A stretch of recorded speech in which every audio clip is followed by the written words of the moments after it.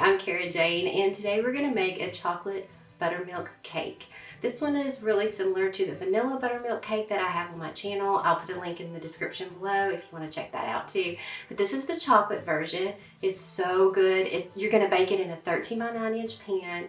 You're going to bake the cake and poke holes in the warm cake, and then you're going to pour a chocolate buttermilk glaze over it and let it soak in. I think you're really gonna love this one. Even if you don't like buttermilk, try it out. It's not gonna taste like buttermilk, I promise. It's just gonna be good. Okay, let's get to baking. First, you're gonna add 2 cups of all-purpose flour, and just make sure that you are spooning the flour into your measuring cup and then leveling off the top. You don't wanna pack your flour into your measuring cup.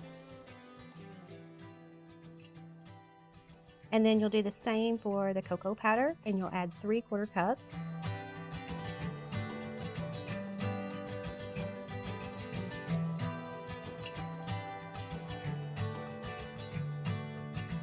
And you'll use 1 cup packed brown sugar. I just use light brown sugar. And 1 cup of granulated sugar. 1 teaspoon of baking powder. 1 teaspoon of baking soda. And then you'll add in 1 teaspoon of salt.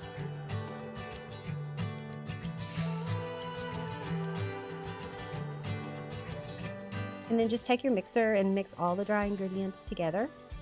You can use a hand mixer if you don't have a stand mixer. So in another bowl, you're going to add 1½ cups of buttermilk, and real buttermilk is best here and not a substitution.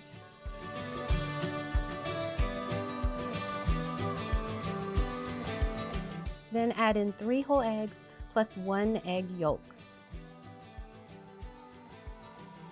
And I'm using vanilla bean paste here, but you can use just plain vanilla extract if you don't have vanilla bean paste, and just use 1 teaspoon.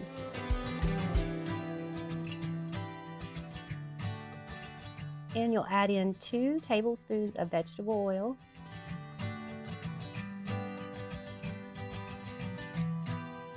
And just take a whisk and make sure all of the liquid ingredients are mixed really well. So now you're going to add in the butter, and you'll use 1 cup of unsalted butter. Make sure it's almost room temperature but not too warm, and you're just going to cut it up. You can cut it up before it's even warmed to room temperature. It'll warm up quicker that way, but you're just going to add it in pieces to your mixer that's running on medium. And if you don't have a stand mixer, you can just use a hand mixer. You just have to kind of turn your mixer on and off between additions of butter. But just slowly add it in. And the purpose of this is to have the butter coat the dry mixture. So it's going to be really crumbly, and you only want to mix until it's like it'll be a sand-like texture. So it'll be crumbling like sand, but you don't want to mix past that point because you don't want it to become a paste. And that's why you don't want your butter to be too warm, but you do want it to be close to room temperature.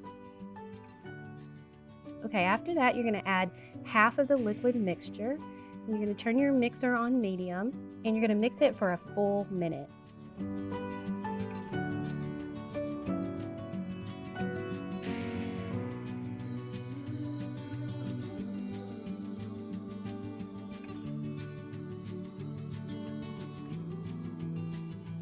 And the batter will be really fluffy. Then you're going to add in the second half of the liquid mixture and mix that.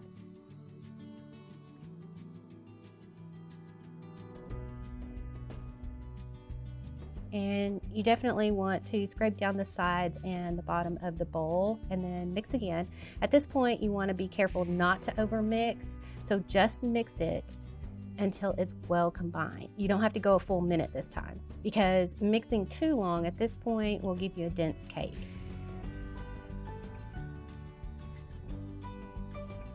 So I'm just spraying a 13 by 9 inch glass pan, and then you're just gonna add in your batter, and the batter is gonna be pretty thick at this point. You just wanna spread it around the pan and make sure that it is even.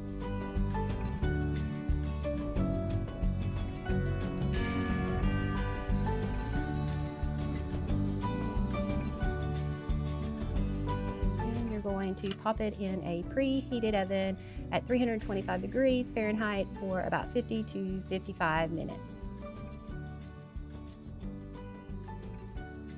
So while your cake is baking, you'll make the glaze. And for that, I'm just using unsalted butter, a half cup, and just melt it on the stovetop in a small saucepan. And then add in 5 tablespoons of unsweetened cocoa powder and just heat that until it's all melted. You really don't want to boil it.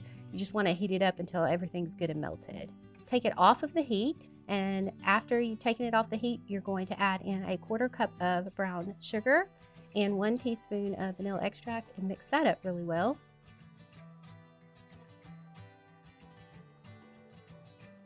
Then you're going to add in a 1/4 cup of buttermilk.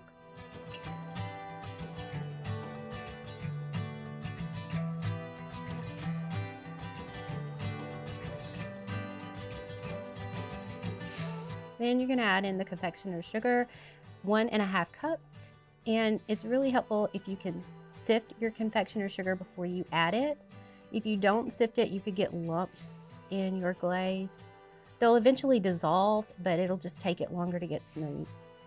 So just mix in your confectioner's sugar, and then once it's all mixed in, you can put it back on the burner. Just make sure the burner is very, very low.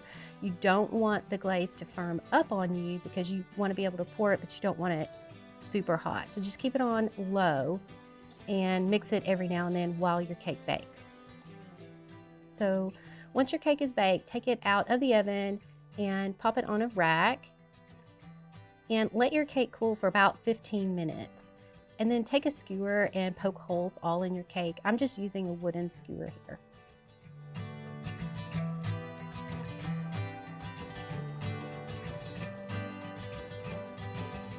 Then you're going to pour on the chocolate glaze, and then just take a spatula and spread it around evenly and try to kind of push it down into the holes that you poked into the cake so it kind of sinks down in it, or it soaks down in it.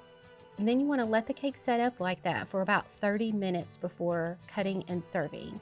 If you try to cut it now, it's going to fall apart on you because it's still too warm, and you really want the glaze to soak into the cake. So this cake is best served warm, so if you have any leftovers, make sure to cover it and keep it in the fridge. And then you can take some out, cut a slice, put it on a plate, and microwave it for a few seconds, and then you'll have the best chocolate cake treat. I hope you enjoyed this one, and I will see you next time.